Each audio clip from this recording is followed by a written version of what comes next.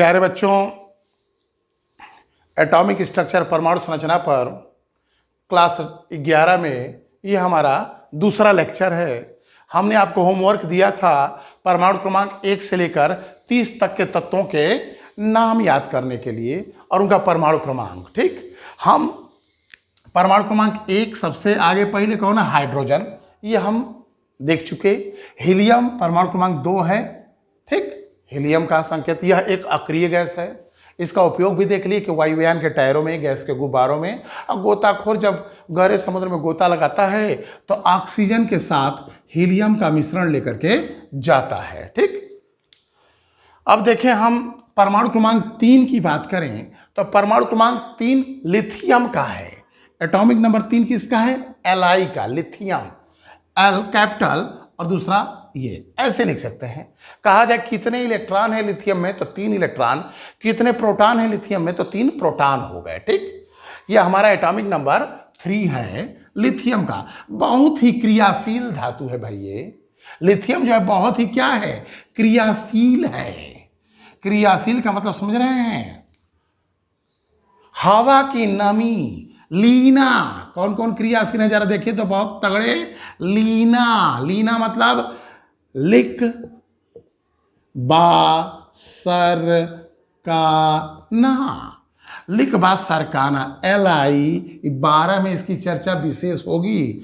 लिक बा सर का ना, यानी lithium, potassium, barium, strontium, calcium और ये किसका है? सोडियम। यह तत्व जो है हवा की नमी से क्रिया करके हाइड्रोजन गैस निकाल देंगे। इतना ज़्यादा क्रियाशील हैं। सबसे अधिक क्रियाशील ये है, उससे कम ये, उससे कम ये, उससे कम ये, उससे कम ये, और इन सब में सबसे कम ये।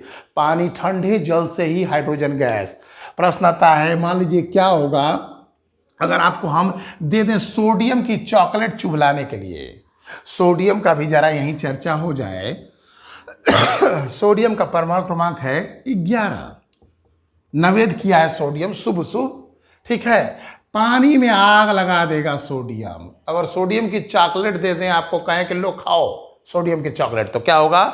जैसे मुंह में डालेंगे भक्त से तुरंत जो है मुंह के लार में पानी की मात्रा उसे मिलेगी और आग लगा देगा। नकिया में से भक भक भक भक फेंकने लगेंगे आग। ठीक है, आग लगा देता है सोडियम। लिथियम भी पानी में आग लगा देगा। लिकबा सरकाना।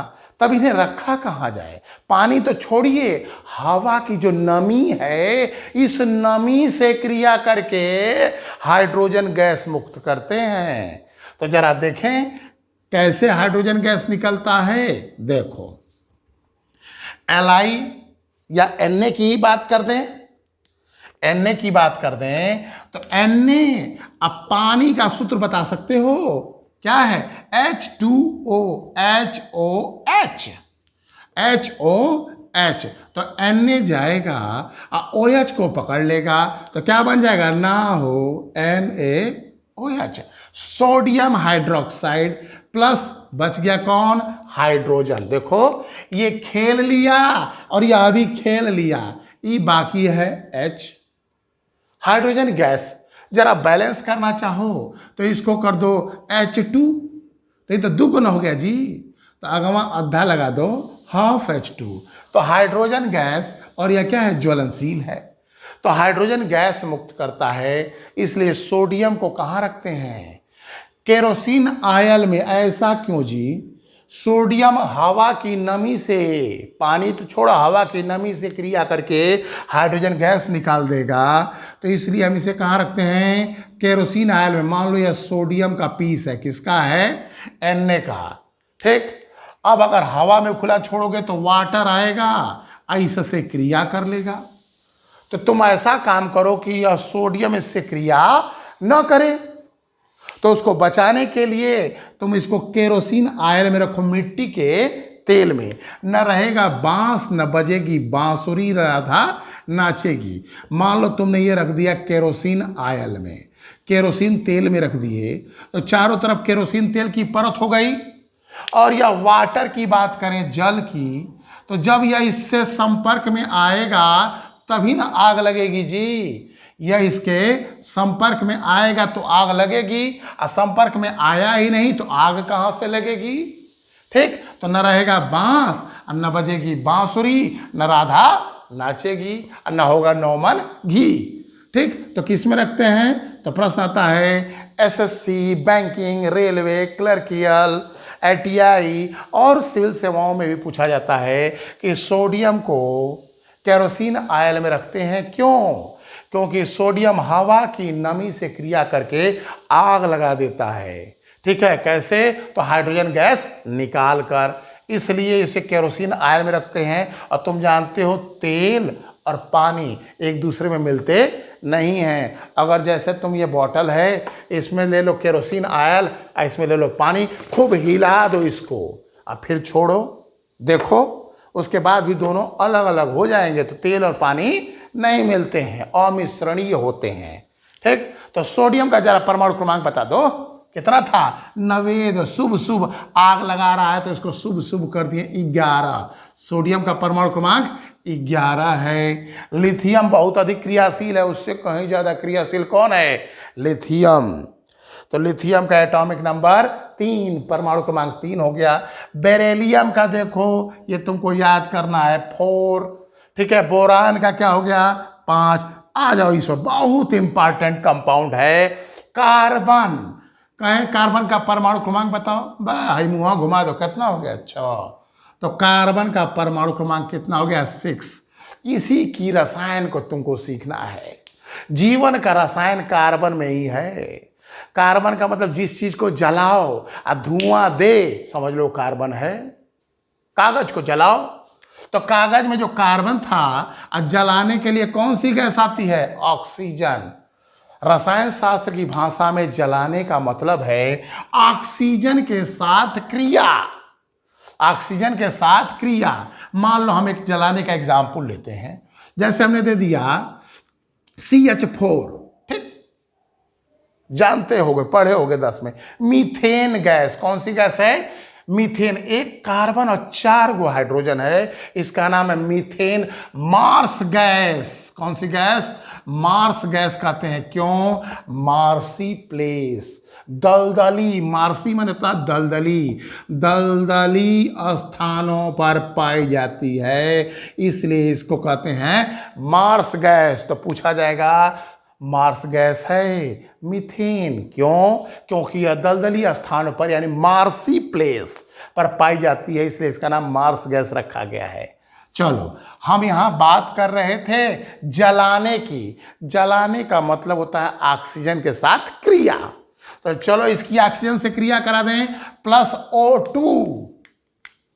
क्या सप्लाई कर रहे हो? ऑक्सीजन।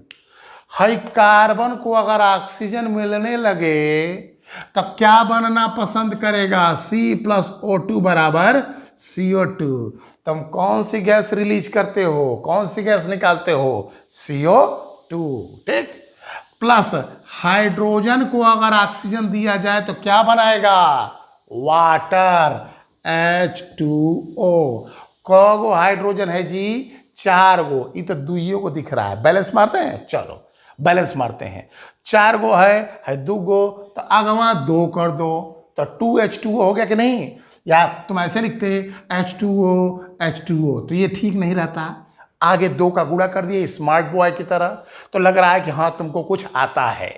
तो यहाँ 2 का गुणा कर दिए यानी 2H2O, पता चल गया हाइड्रोजन बैलेंस हो गई। कैट हो गई हाइड्रोजन? हाइड्रोजन हो गई 4। जरा ऑक्सीजन देख लो तो जी, 2 गो तो हेद है, ऐसे में क्या गो है? 1 अदुनी 2 ना, तो 2 ऑक्सीजन और 2 4 ऑक्सीजन हो गई। यहाँ क्या गो है? 2 गो। लिखते हैं 2O2, तो ये हो गया।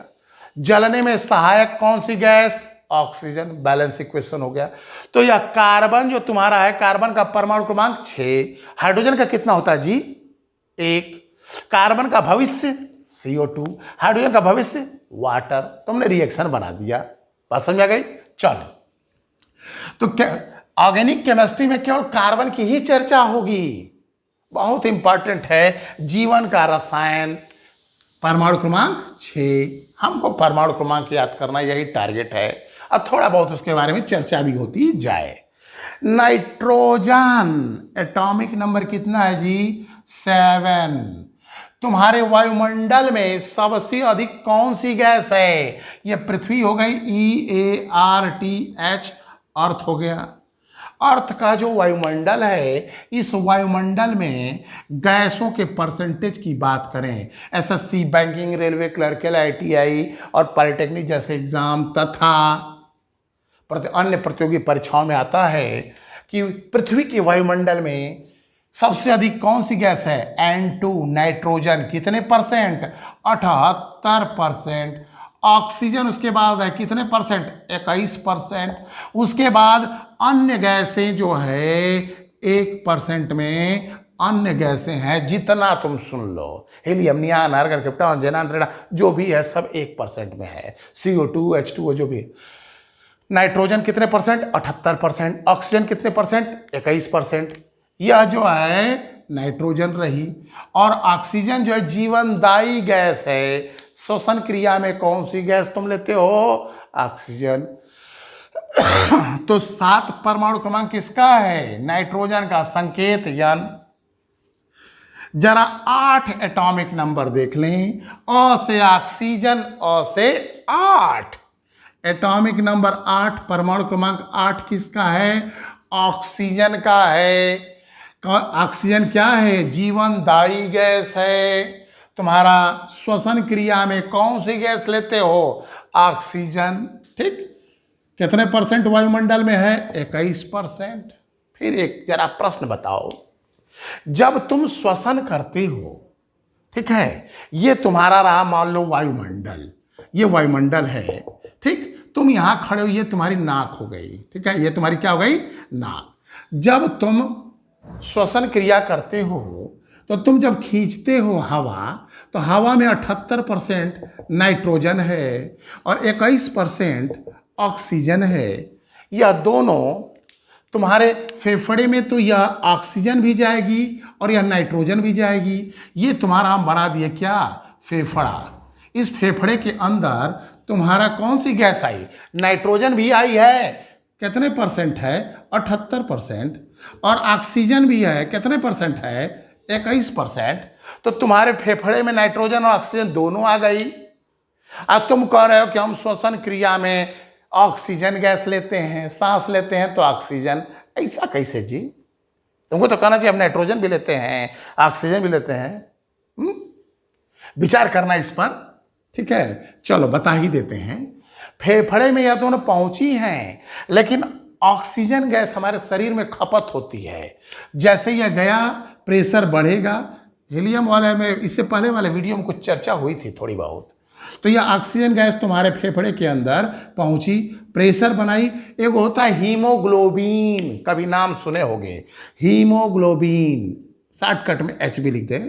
हीमोग्लोबिन, खून का रंग लाल होता है, क्यों? खून का रंग लाल होता है क्यों?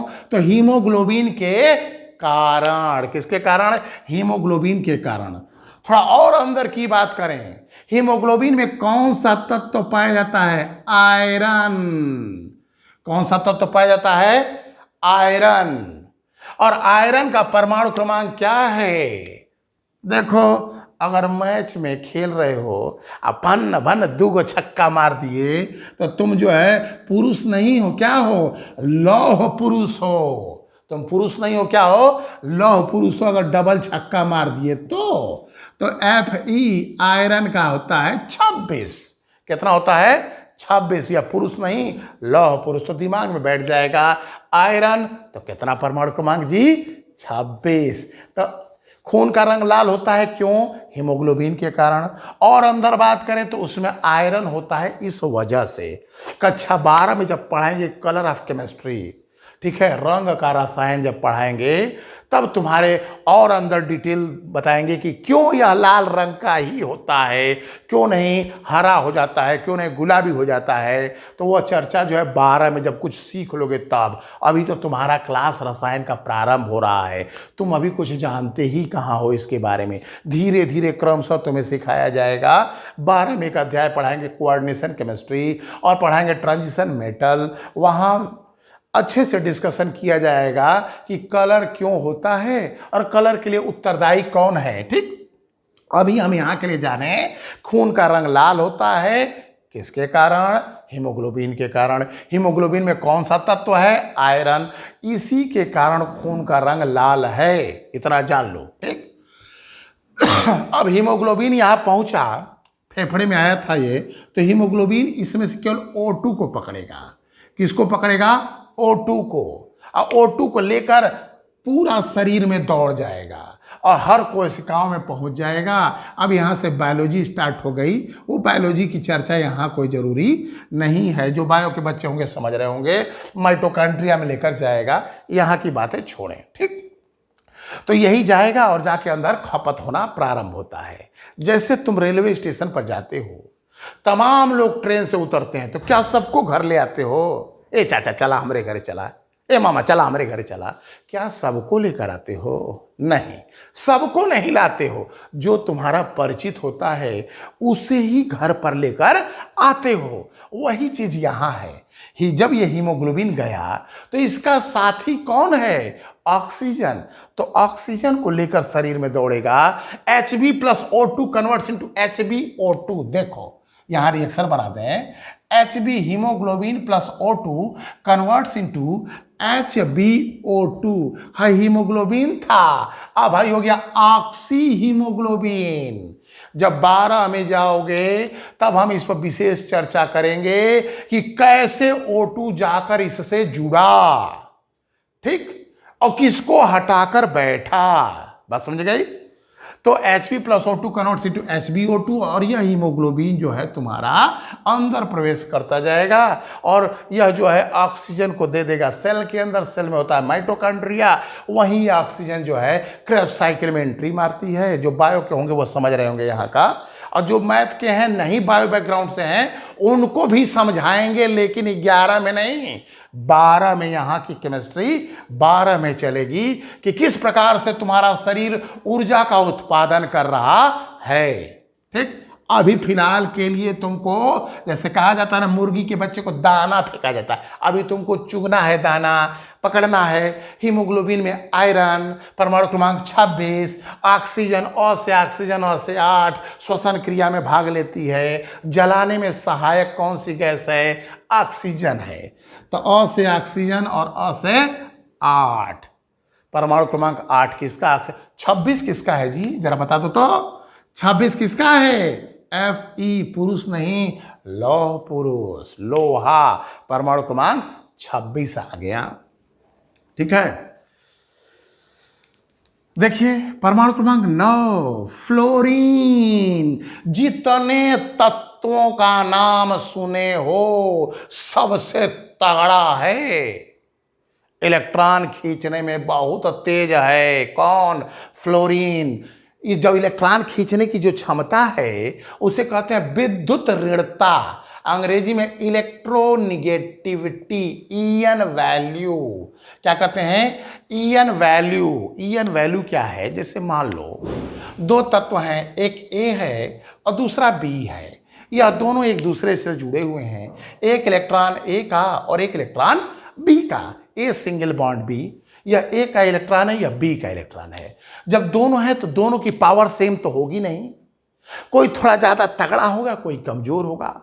मान लो बी तगड़ा है, इस इलेक्ट्रॉन को अपनी ओर खींच रहा है, तो इस पर धीरे धीरे माइनस आने लगेगा, आंशिक ऋण, पार्शियली निगेटिव। और जब इलेक्ट्रॉन इसके पाला में जाने लगेगा तो यह आंशिक धन, पार्शियली पॉजिटिव हो जाएगा। इसी के जो इलेक्ट्रॉन खींचने की ताकत थी, जो क्षमता थी, उसी को कह रहे थे विद्युत ऋणता।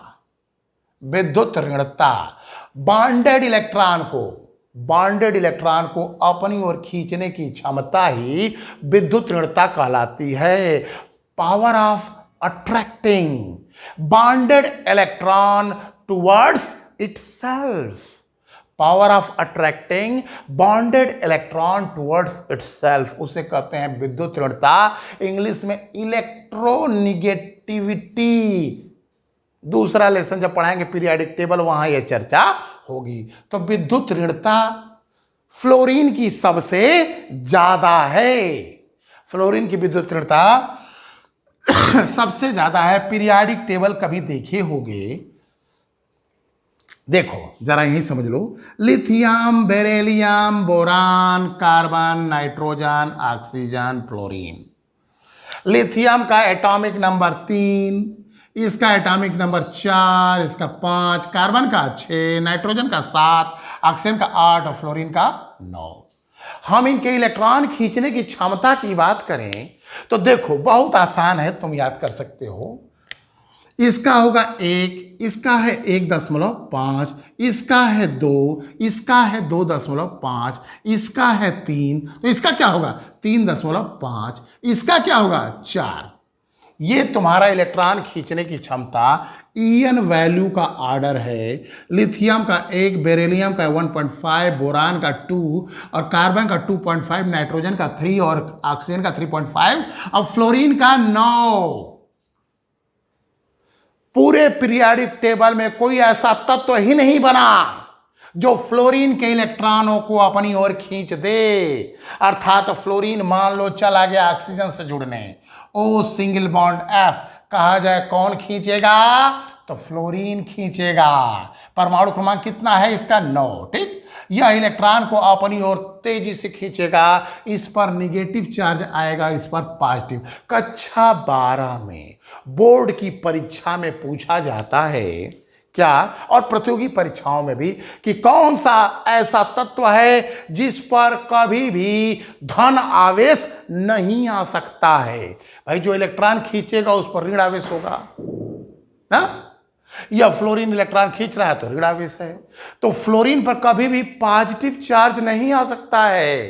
पूरे पीरियाडिक टेबल में केवल इसको एक ही तत्व टक्कर दे सकता है, कौन, स्वयं फ्लोरीन। फ्लोरीन को टक्कर कौन दे सकता है, स्वयं फ्लोरीन ही दे सकता है, इसके अलावा कोई दूसरा नहीं। अर्थात इन दोनों में कौन खींचेगा, कोई नहीं, बराबरी हो गया। अगर हम यही बात करें, यही हम चर्चा करें, हम कहते हैं लिथियम और ऑक्सीजन में कंपटीशन हो गया, कौन इलेक्ट्रॉन खींचेगा, बोलो। जाहिर सी बात है ऑक्सीजन खींचेगा, तो ऑक्सीजन निगेटिव और ये पॉजिटिव बनने का प्रयास करेगा। बात समझ आ गई। तो उसी को हम कहेंगे रसायन की भाषा में, इसकी ईएन वैल्यू ज्यादा है, ईएन वैल्यू ज्यादा है। इलेक्ट्रोनिगेटिविटी कितनी है जी इसकी, 3.5।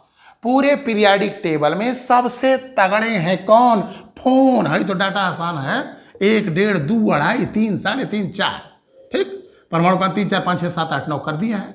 पूरे पीरियाडिक टेबल में सबसे तगड़े का है कौन, फोन, FON। तो पीरियाडिक टेबल में सबसे अत्यधिक विद्युत ऋणित तत्व कौन है, फ्लोरीन। इसकी चार्ज, उसी को कहते हैं ऑक्सीकरण संख्या।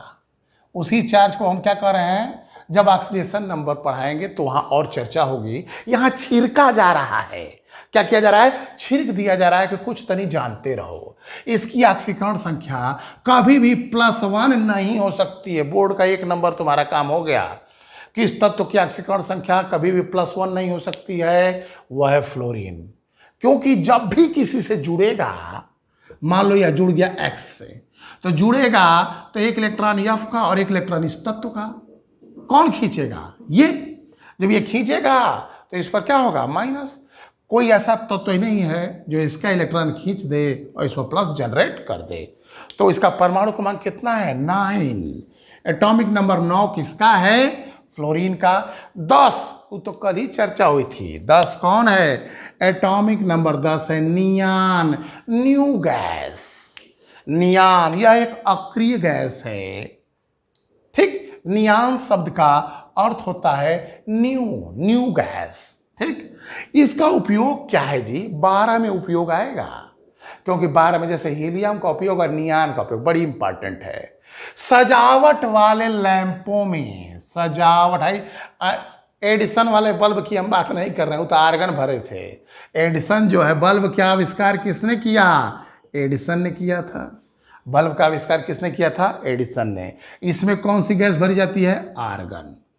हम इस सजावट वाला शादी ब्याह में देखे होंगे, या कभी बंदरगाहों पे भी गए होंगे तो वहां भी जो लैंप लगे रहते हैं, तो सजावट वाले लैंपों में कौन सी गैस भरी जाती है? सजावट वाले लैंप में भरी जाती है नियान गैस। कौन सी? नियान गैस भरी जाती है। हाई बल्बों में जो एडिसन लेके घूम रहे थे, कौन सी गैस भरे थे? आर्गन। और से आर्गन, और से 18 लेजी गैस। क्या नाम था इसका? Lazy gas. नियान कौन सी गैस? New gas. न से नियान, न से न्यू, न्यू गैस था ये। एटॉमिक नंबर 10 कहां है? सजावट वाले लैंपों में। ठीक, देखो अगला एटॉमिक नंबर 11। 11 किसका है जी? एटॉमिक नंबर 11 है सोडियम का। 11 सोडियम। अभी चर्चा हुई है, हवा की नमी से क्रिया करके हाइड्रोजन गैस निकालता है। NaOH बन जाएगा और क्या निकालेगा? Plus half H2। एक OH हो गया है NaOH और ये H हाफ H2 बन गया। तो हवा की नमी से क्रिया करके क्या निकाल रहा है? Hydrogen gas. परमाणु क्रमांक 11 ना कहाँ रखते हैं? केरोसिन ऑयल में। ठंडे जल से तो क्रिया करते हैं, हवा की नमी से रिएक्शन कर जाता है। एटॉमिक नंबर 11 किसका है? सोडियम का है। इसकी चर्चा की गई। 12 देख लो, एटॉमिक नंबर 12 जी। 12 किसका है? मैग्नीशियम। 12 किसका है? मैग्नीशियम का है। ठीक, देखो यहां एक चीज जान लो, पत्तियों का रंग हरा होता है। पत्तियों का रंग हरा होता है क्यों? बताओ। क्लोरोफिल के कारण पत्तियों का रंग हरा होता है। क्यों? तो इसमें होता है क्लोरो CHLOR, क्लोरोफिल। ठीक, क्लोरोफिल के कारण हरा होता है। प्रश्न आएगा, क्लोरोफिल में कौन सा तत्व है? मैग्नीशियम। मैग्नीशियम आयन के कारण उसका रंग क्या होता है? हरा। कलर ऑफ केमिस्ट्री 12 में चर्चा होगी। अभी तुम मोटा मोटी जानते रहो। हीमोग्लोबिन में क्या है? आयरन। परमाणु क्रमांक 26। 2 छक्का मार दिया, पुरुष नहीं, लौह पुरुष। तो एटॉमिक नंबर 26 किसका है? आयरन का है। आयरन। हीमोग्लोबिन का रंग लाल है क्यों? आयरन के कारण। खून का रंग लाल है क्यों? हीमोग्लोबिन के कारण। ठीक, और हीमोग्लोबिन में कौन सा तत्व? आयरन। क्लोरोफिल में कौन सा तत्व? मैग्नीशियम 12। ठीक, यह वीडियो हो जाएगा काफी लंबा। अब इसके आगे तुम लोग परमाणु क्रमांक 1 से 30 तक याद करते रहना। अगला इसकी चर्चा इसके आगे जो होगी लेक्चर 27 में 3 में होगी, लेक्चर नंबर 3 में।